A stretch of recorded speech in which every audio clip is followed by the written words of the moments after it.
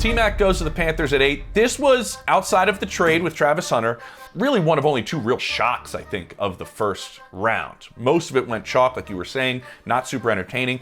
This was a surprise because a lot of people thought defense. And I think Ejiro Evero might be getting a little frustrated there in Tampa and Listen, bro, in Charlotte. You can.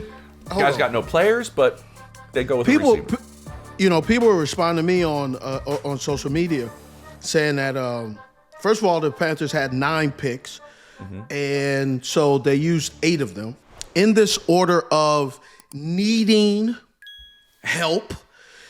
Edge rusher was number 1, 100%. Safety was number 2, corner number 3, wide receiver number 4, D tackle. That was the rank of needs. Okay. I understand getting it because it's a need.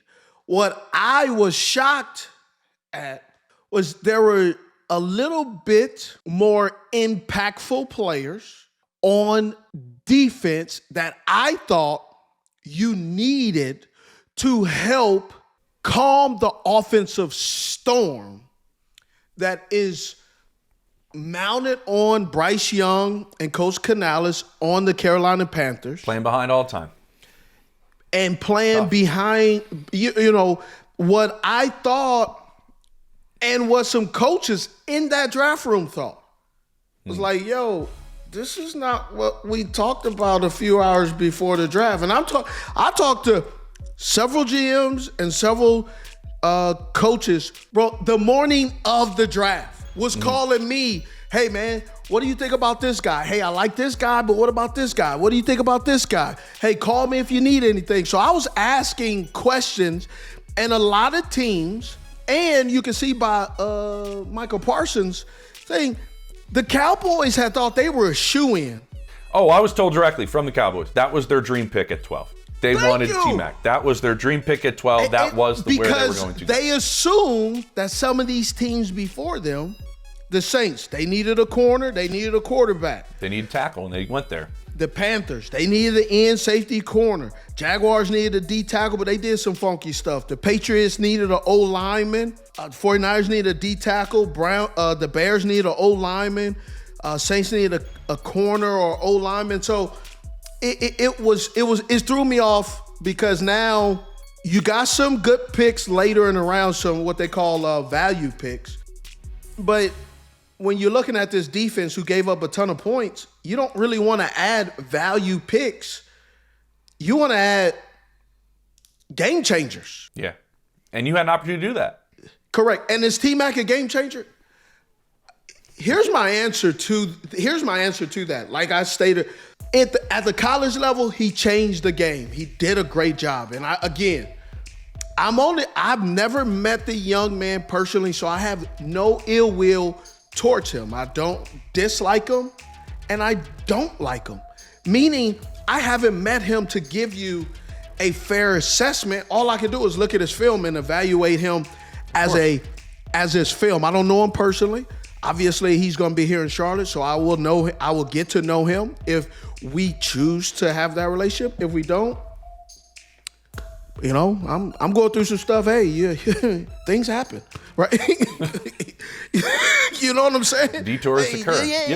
Yeah. But I thought was interesting is when I break down that receiver room, you have Adam Thielen, possession receiver. Jalen Coker, possession receiver. I guess David Moore's a speed guy.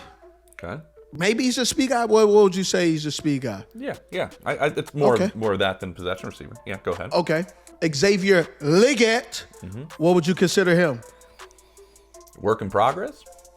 Thank you. So work in progress means technically right now, possession, because you're really not sure what you're going to get out of him.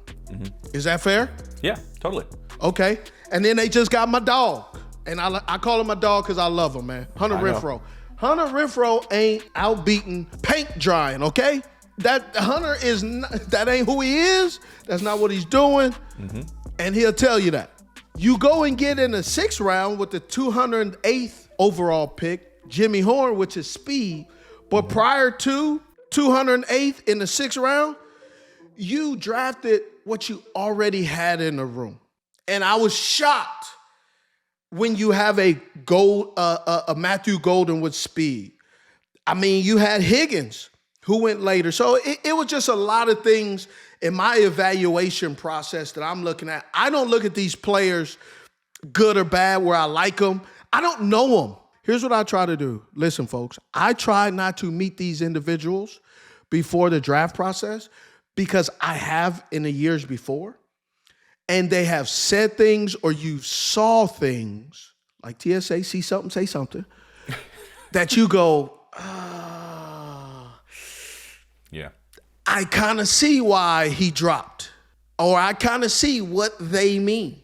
And so I try to stay out of that personal game because people assume like they do. Oh, I heard the list of Steve dislikes him because he's taller than him.